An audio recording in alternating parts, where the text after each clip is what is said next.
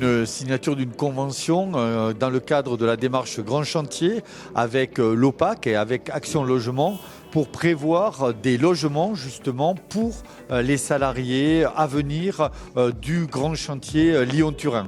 Donc c'est important d'anticiper l'arrivée de ces salariés. Certains vont venir pour travailler la semaine, du lundi au vendredi, d'autres vont s'installer avec leur famille. Le choix qui a été fait à l'origine était d'utiliser les logements vacants dans les vallées et non pas d'aller dans une base de vie construite pour l'occasion. Donc aujourd'hui, c'est la traduction concrète de cette initiative qui est en train de prendre forme. Ça engage le fait qu'Action Logement continue à acter le fait de vouloir loger des salariés, puisque c'est son but principal. Et donc dans le cadre de ce grand chantier, c'est l'occasion de marquer qu'on est là et qu'on fait le job, en parlant poliment, c'est-à-dire aider à ce que les salariés des entreprises du privé puissent se loger. Et donc dans le cadre du grand chantier, c'est une occasion. Ça va au-delà des engagements de la région, du conseil départemental, aussi de l'État, sur la rénovation du parc. Il y a 18 millions qui ont été engagés grâce à ça sur la rénovation du parc.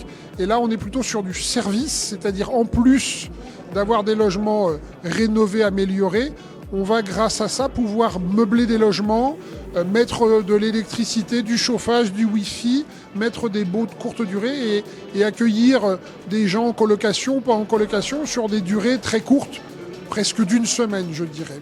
Ça peut être aussi des personnes privées qui ont des logements qui sont souvent non loués parce que dans des conditions non acceptables au niveau du logement. Et donc ça permettra à ces personnes privées de rénover leur logement et donc après de pouvoir le louer, sachant qu'ils auront en plus des garanties, puisque derrière, le jour où les salariés partiront, s'il y avait des dégradations, nous nous engageons à les remettre en état. Donc c'est tout bénéfice pour ces gens-là, quoi. Voilà.